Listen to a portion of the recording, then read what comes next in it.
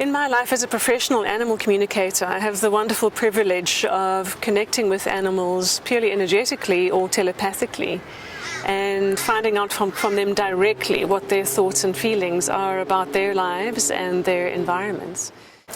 Because of the number of incidents of sharks approaching people in the water, there's been a lot of fear and a lot of reaction, and all sorts of measures are being considered, of course, to try and keep the sharks at bay, or even worse. There's been votes in some parts of the world for culling them. There's talks of various repellent methods. So I was asked to check in with the great white shark species in that area in particular to hear what their view of humans is, particularly humans in the water, and what's really happening in that dynamic. What's going on when there's a so-called attack? And I do say so-called attack because I can guarantee you the shark's motivation is not attack, is not harm, and is certainly not to make us their food. Who I was speaking with was actually great white shark consciousness in general, and what they had to say about the state of play at the moment is what applies all around the world. The truth of the matter is that their food supply has been so decimated. In particular, they showed me a whole range of middle-sized fish species that are either completely absent or are in very, very short supply in the shark's normal range. So their normal food, for which they would go through normal foraging behavior, is just not available to them anymore at all. This has forced great white sharks to have to come a whole lot more inshore in search of the kind of diversity of food that they need. Most of the time they're just plain hungry a lot of the time, and because of being forced into more inshore waters and away from the threats out there like long lines and fishing nets, they themselves, the great whites, are in a lot greater density. They're more tightly packed together as they're cruising our shorelines. The energy between these sharks is therefore competitive. There's a very limited natural food supply. They're all jostling for space and jostling against each other, and this creates a whole field of competitiveness between them. Let's jump track for a minute and look at how humans are being in the water when they are there for recreational purposes. Humans in the water, whether they're paddle skiing or surfing or involved in some sort of water sports, are very often in a very competitive frame of mind and state of being. And on a very real physiological level, that is sending out signals into the ocean. Heart rate variability is increased. The electromagnetic frequency emissions from our hearts, from our brains, are giving the signals into the environment of competitiveness and also hunting. For the surfer who's trying to catch the perfect wave, even in the language of it, there's a clue. Catching a wave has got a feeling of a hunter and a predator. So enter from stage left the other predators, the beautiful apex predators in the ocean, who are themselves feeling competitive between each other. They have a high sensitivity for and a radar that's almost always on for sensing any other competitive or predatory signals in an environment, and when they sense that, they will go and check it out because it might be competition for their own hunting when they are hunting for their real food.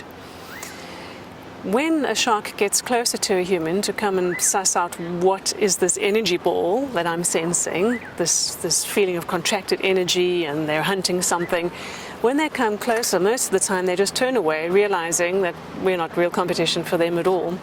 They turn away, and the surfer or the paddle skier never knows anything about the shark having been there. However, if the shark decides to take a closer kind of inspection, the way that sharks test things is using their mouths. They mouth things to test us out. Of course, if that happens, the poor surfer in the water immediately knows the shark is there, and what usually follows is absolute panic. Understandable fear, understandable survival instinct kicks in, which unfortunately amplifies the hectic electromagnetic output and brainwave output from the human in the water.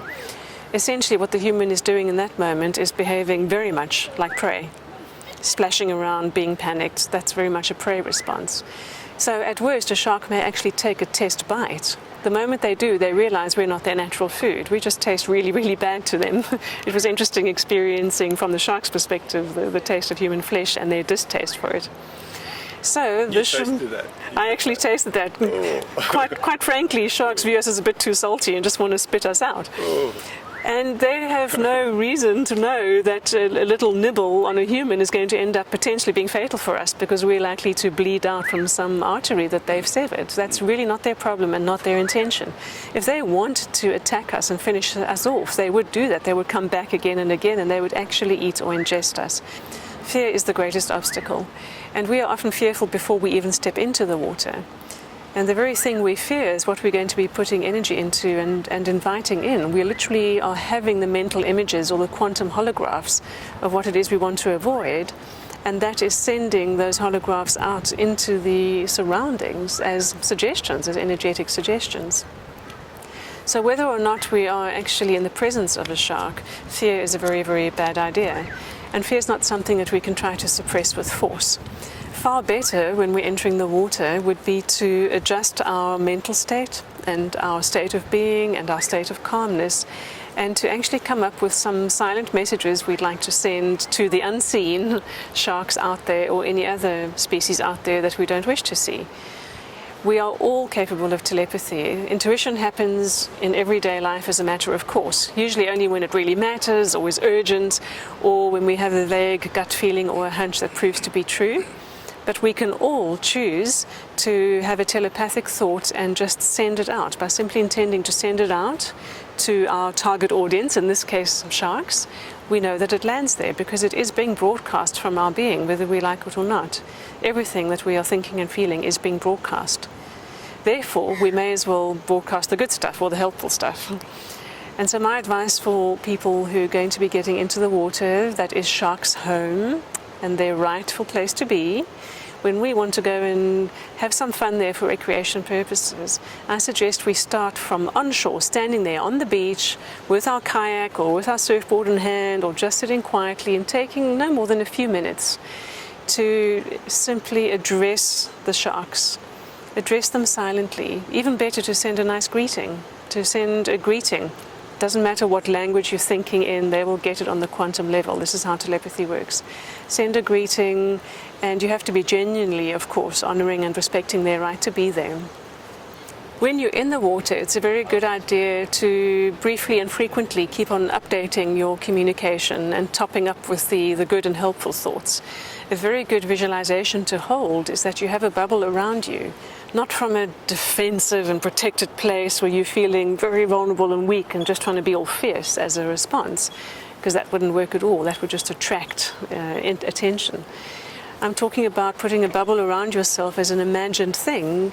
You imagine this to be a radius around your whole body and below, and even above for that matter, of just peaceful energy and an absence of anything that could harm you. Imagining this constant buffer between yourself and any sharks in the area, so that even if one does see you, and even if the small percentage of the time that happens you see the shark in turn as well, you just keep this visual barrier. You imagine a few meters out from your body and you know they will not come closer than that barrier. That works much more effectively than other technology-based so-called shark repellents that emit frequency or electricity, because that in itself, unfortunately, really attracts and draws in the sharks to come and see what that's about. Much better to make it your own energy that you are adjusting. And when you are in a resonant state, with presumably the whole point of being in the ocean in the first place is to be enjoying nature, to be, without sounding weird or hippie about it, to be in the flow of the moment and of the sea. It's important to be in a resonant state, because then you, the human, are not going to stand out as this big discordant or weird thing worthy of further investigation. I've been fortunate enough to be swimming in the wild Indian Ocean with completely wild bottlenose dolphins, and in a few different of those occasions I've had sharks approach, tiger sharks, black-tip sharks, and by simply maintaining my innocence towards them and simple appreciation of them, despite the fact that I personally really don't want to be up close to a shark underwater, that extending my appreciation, my greeting, and holding an idea of that buffer has made them swim around me without coming within that radius that I have selected and I have chosen. It's really about who we're being, and we need to stop being competitive or even fearful in the water. Sharks do not attack humans. If anything, if they're interested enough, they might come closer to investigate when they're picking up on certain kinds of energy, particularly the competitive kind. And the classic case was in the final heat of the surfing competition. You see, if sharks attack, they do what's called pulling a vertical from underneath. They start out from underneath you and very quickly zoom up and will just grab you from underneath. When they're moseying along, minding their own business, or coming to investigate, they come in clear view. Usually you can see their dorsal fin above the surface. And the dorsal fin of that shark that was approaching McFanning long before he saw it was very clear above the surface. The shark came close to do a bit of a swim by, and in so doing got caught in his leash. And in the panic that ensued, both the shark and human were obviously very anxious and in this kind of tumble to try to free themselves of each other. And even in that fright, the shark could so easily have done something to harm Mick, but he didn't. He just wanted to get away. Came a bit too close, sussed out this human. But what I'm intrigued about is the fact that the shark did come that close at the absolute peak of a surfing competition in terms of this state of mind that I'm speaking about. When humans are in a competitive state of mind, that certainly attracts the attention of other predators who, for various reasons of short supply of food and those things I've mentioned already, are by nature having to be competitive with each other. There are over 20 species of sharks in the world, and they are all at the point of near collapse, near extinction. They deserve to have what's left of their home be left alone and to be allowed to mind their own business. What I would say to the authorities who are considering shark deterrent or shark management techniques is to please consider the shark's right to be there. Many of the proposed solutions to keep humans safe from sharks actually involve huge damage to the sharks. There's all sorts of netting and culling and baiting being proposed. Even things that might seem more benign, like putting up various kinds of shark nets to cordon off certain areas, is fundamentally altering their behavior and not only their access to the inshore areas, but also other marine life as well. There's another consideration too. If a hole is made in the population of any species that we humans have chosen to go and exterminate locally or try to reduce the numbers of, something called the species survival syndrome kicks in. That species knows about the sudden gap and the sudden hole in their population at that place, and the reproduction rate increases hugely for them to fill that gap and to fill that hole. So predator control by lethal means never, ever, ever works, not on land and not at sea. In my work as an animal communicator, I'm again and again humbled by the fact that beautiful animals of all kinds who are being destroyed by humans because we don't want them around or we reckon there's not enough space for those animals anymore.